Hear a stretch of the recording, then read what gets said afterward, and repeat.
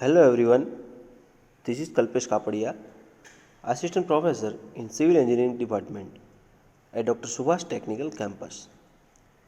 Welcome in the lecture series of Concrete Technology, subject offered by Gujarat Technological University in 5th semester of BE, having a subject code is 3150610.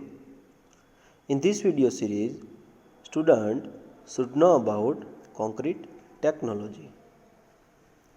In last lecture, we will discuss about water requirement for complete hydration, heat of hydration, and difference between setting time and hardening time of cement and types of cement. In types of cement, we learned about ordinary Portland cement and rapid hardening cement.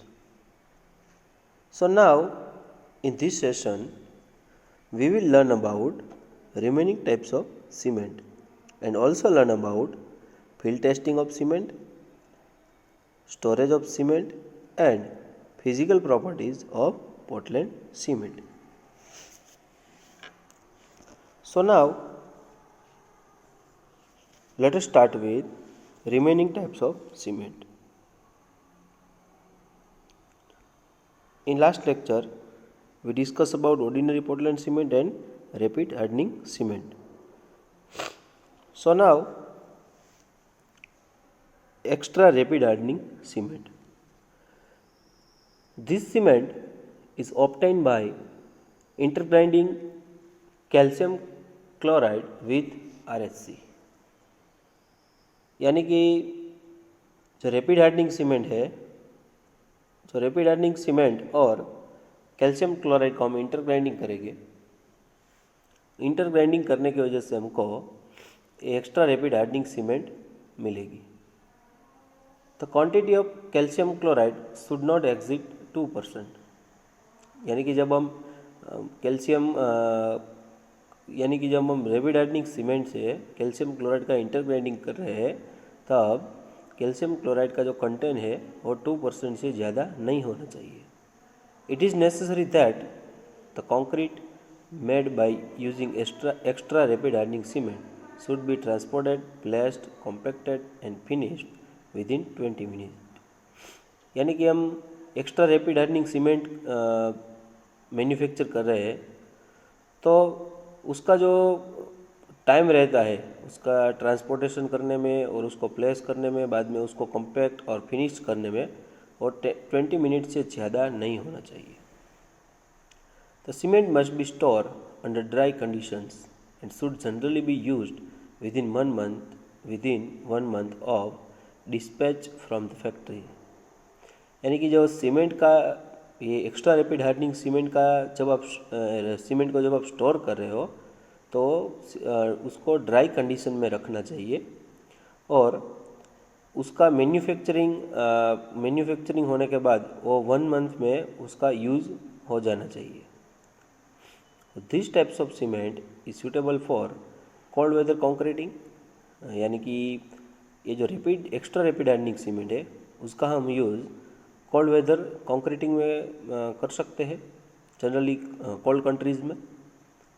It is suitable where a very high early strength is required.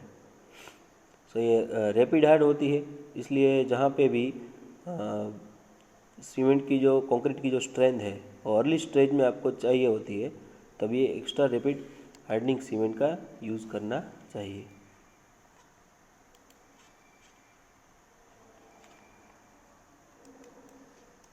Then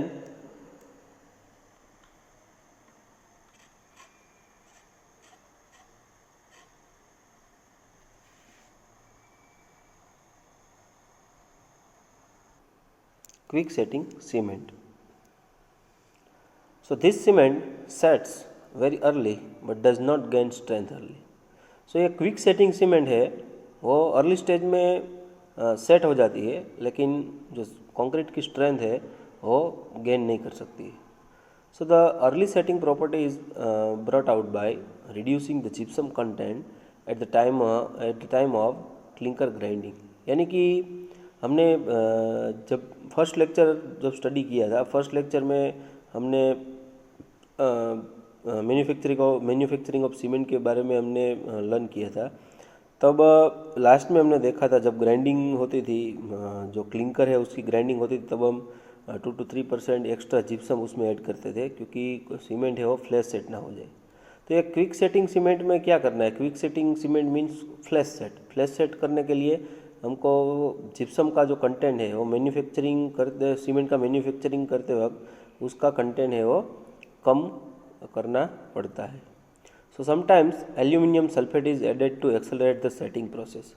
कई बार कैसा होता है, जो aluminium sulphate है उसको भी हम सीमेंट का जो सेटिंग टाइम है वो एक्सेलरेट करने के लिए एल्यूमिनियम सल्फेट का यूज़ करते हैं। सो उसकी वजह से क्या होगा कि ये जो सीमेंट है आपकी वो क्विक सेट होगी।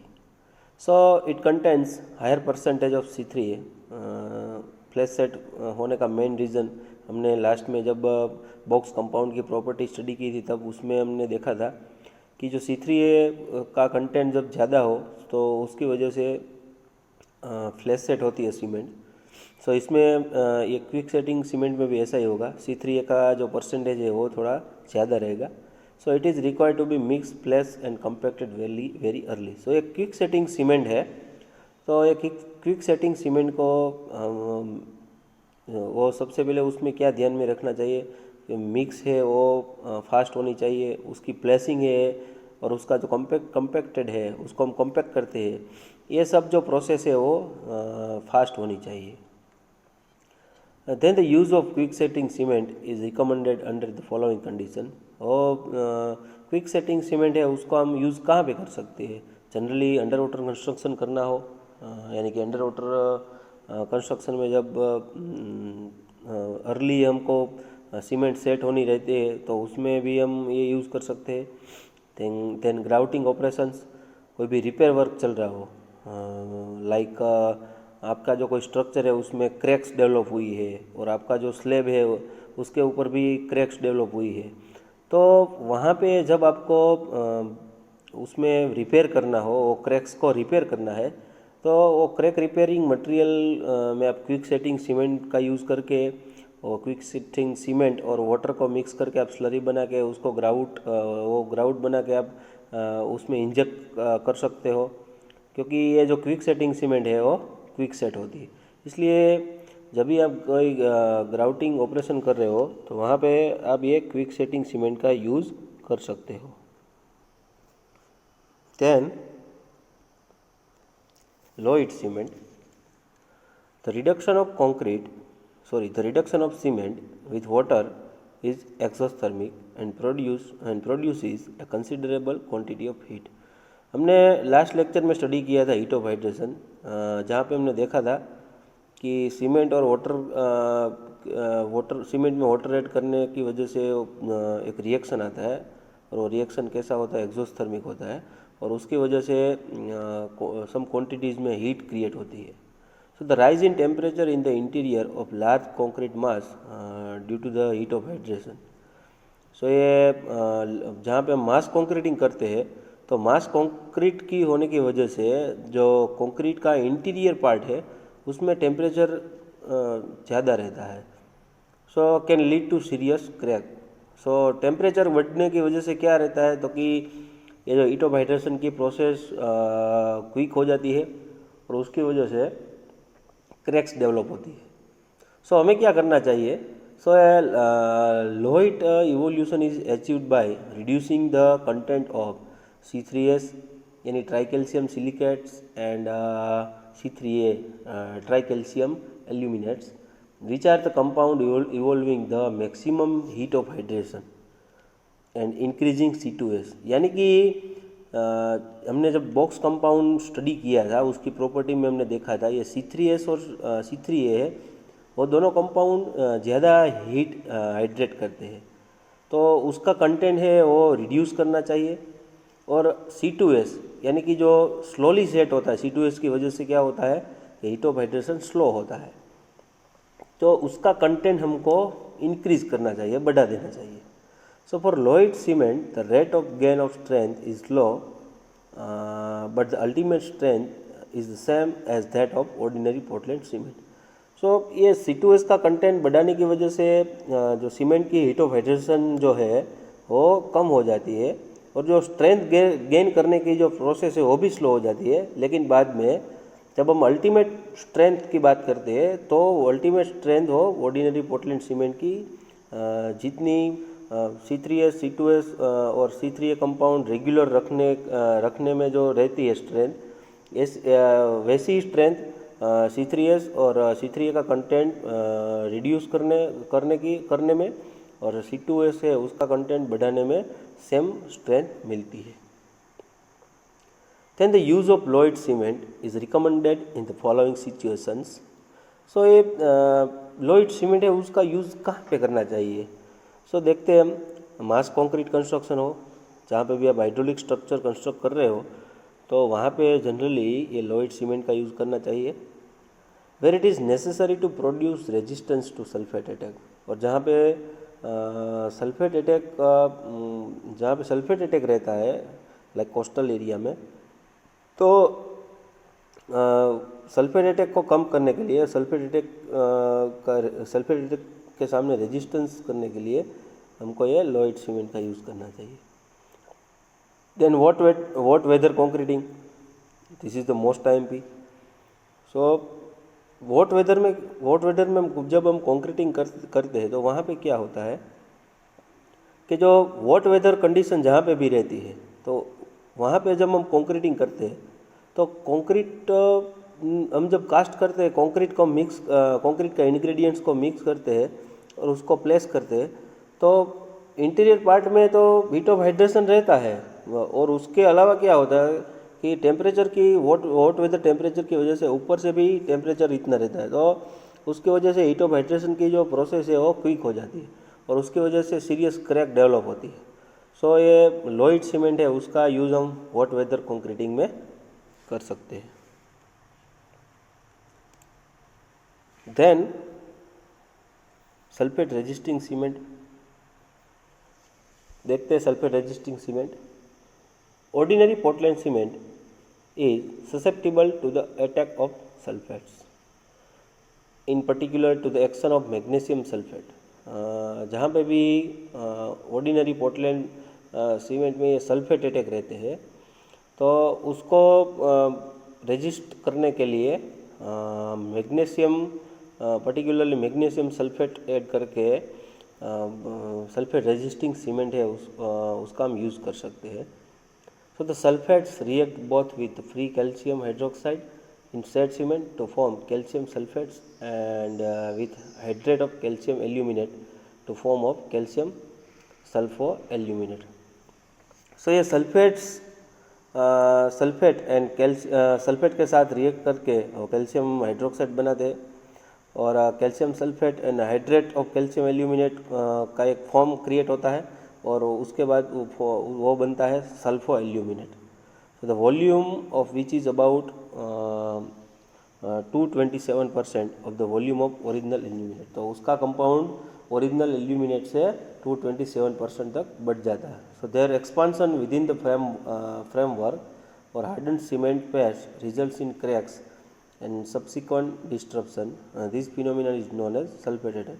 सो उसकी वजह से क्या होता है तो कि ये जो सल्फो एल्यूमिनेट्स है उसकी वजह से कंक्रीट का जो कोई फ्रेमवर्क होता है उसमें एक्सपांसन होता है और एक्सपांसन होने की वजह से क्रैक डेवलप होती है और क्रैक डेवलप होने की वजह से जो क्रैक है वो डे टू डे क्रैक बढ़ती रहती है और बाद में क्या होता है तो कि आपका कोई भी स्ट्रक्चर हो डिस्टर्ब हो जाता है।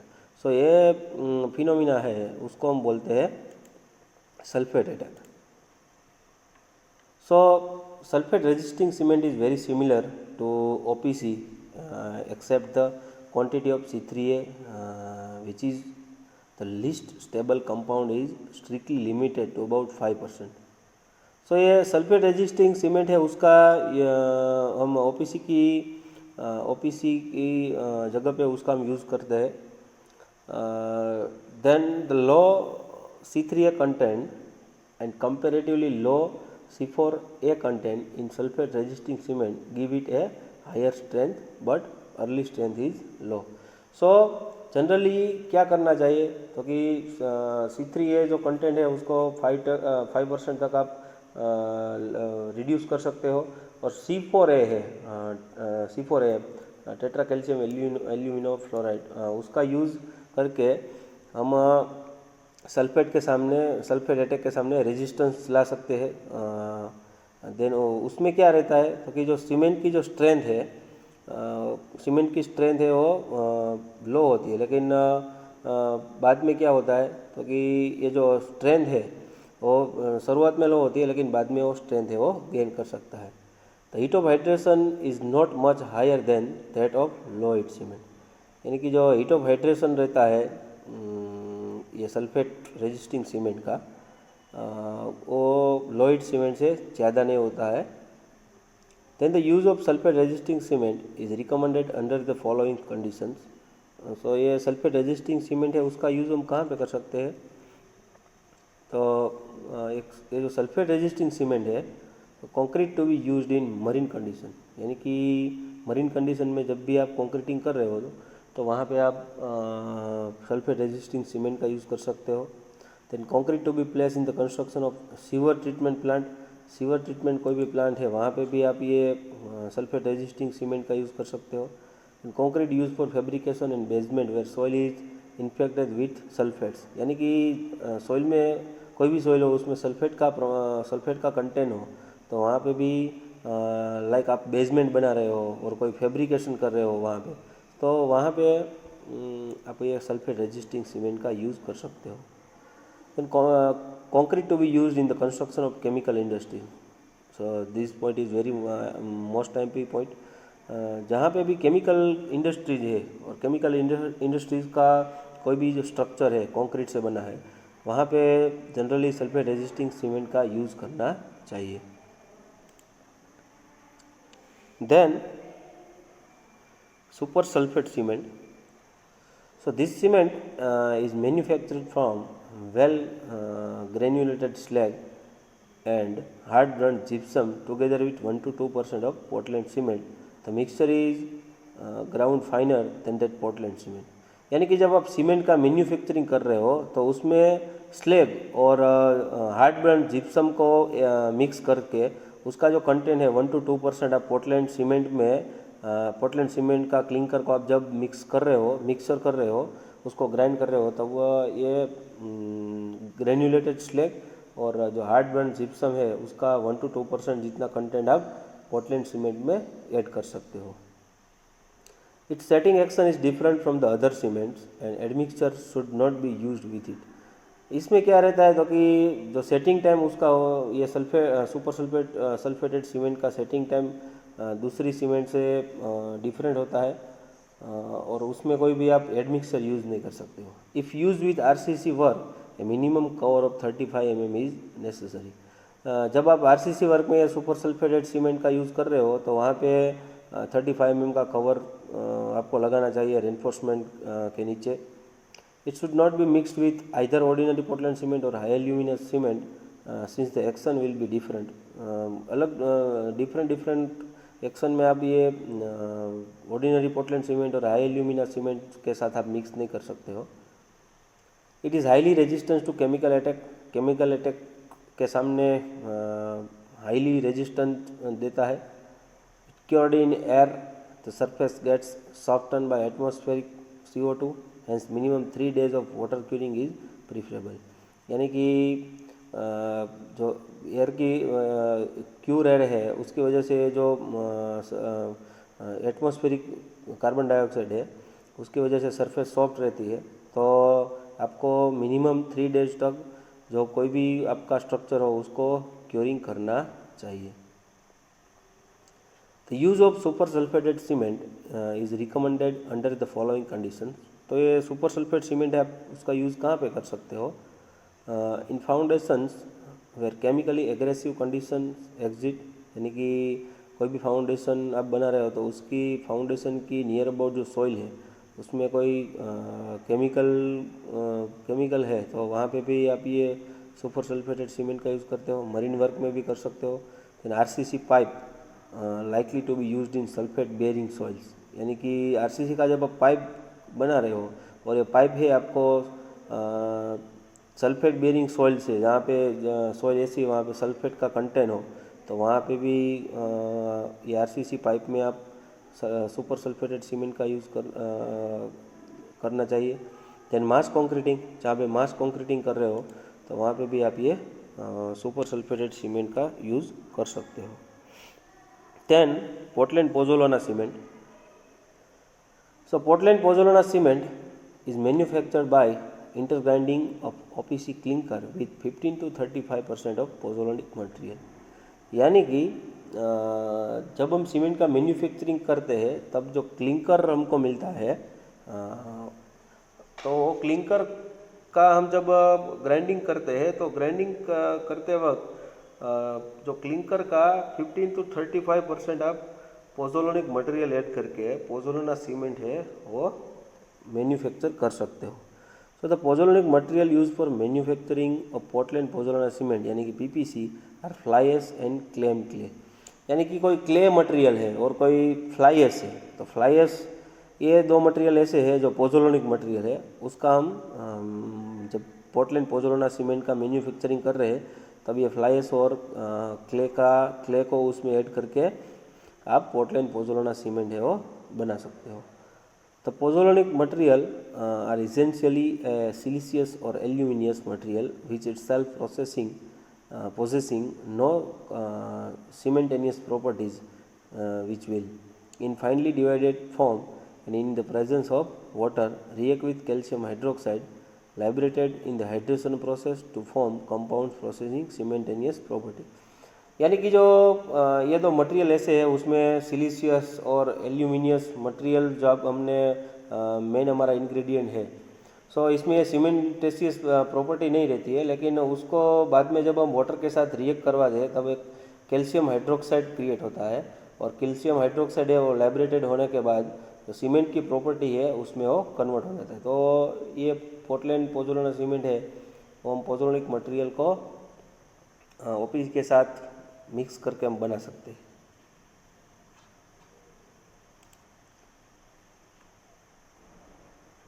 और बाद में the hydration of C3S and C2S produce considerable quantity of calcium hydroxide यानी कि CaOH twice which is by a large and unuseless material from the point of view of strength और ड्यूरेबिलिटी। यानी कि जब C3S और C2S का produce होने की वजह से कैल्शियम हाइड्रोक्साइड क्रिएट होता है, सो ये जो कैल्शियम हाइड्रोक्साइड की जो क्वांटिटी जब बढ़ जाए तो जो मटेरियल है वो यूजलेस रह जाता है और कोई स्ट्रेंथ और ड्यूरेबिलिटी हमको गेन नहीं करवा सकता है। तो if such useless mass could be converted into a useful cementitious product, तो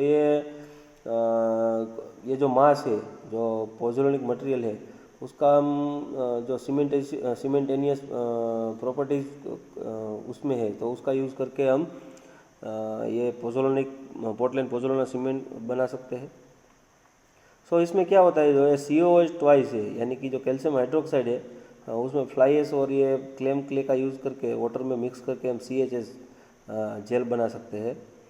तो ये CHS जेल क्या है कि ये CHS जेल है वो कैल्शियम सिलिकेट हाइड्रेटेड जेल है, वो कंप्लीट वाटर और सीमेंट को मिक्स होने के बाद क्रिएट होता है। देन उसका एडवांटेजेस देखते हैं हम पीपीसी का, पोर्टलैंड पोज़ोलाना सीमेंट का। सो ये इकोनॉमिकल है क्योंकि जो पोज़ोलानिक मटेरियल है वो बाई प्रोडक्ट है और बाई प्रोडक्ट का कोई चार्ज नहीं रहता है। सो ये इकोनॉमिकल है ये PPC. As costly clinker is replace by cheaper pozzolanic material. अब क्लिंकर को रिमूव करके वहाँ पे पोज़ोलानिक मटेरियल को ऐड करके कंक्रीट और सीमेंट को इकोनॉमिक बना सकते हो। Then pozzolanic material converts soluble CaOH twice into insoluble cementanious product, और वो सोल्यूबल मटेरियल जो है सीमेंट में उसको इनसोल्यूबल प्रोडक्ट में कन्वर्ट करता है। Hence durability and permeability of concrete are improve. उसकी वजह से कंक्रीट की ड्यूरेबिलिटी भी बढ़ जाती है और कंक्रीट की परमेबिलिटी में भी इम्प्रूवमेंट रहता है। So it generates low heat of hydration. Also Portland pozzolana cement है और लो हीट ऑफ हाइड्रेशन जनरेट करता है। As the fly ash is finer and lower density, the bulk volume of 50 kg bag is slightly more than OPC. Therefore, OPC gives more volume of motor than PPC. सो ये fly ash है वो fine material है और उसकी density भी लो है।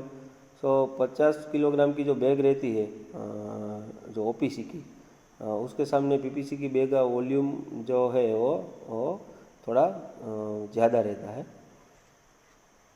सब उनका यूज़ कहाँ पे कर सकते हैं? कोई भी हाइड्रोलिक स्ट्रक्चर है वहाँ पे हम उसका यूज़ कर सकते हैं। कोई मरीन स्ट्रक्चर है कोस्टल एरिया में, वहाँ पे भी आप यूज़ कर सकते हो।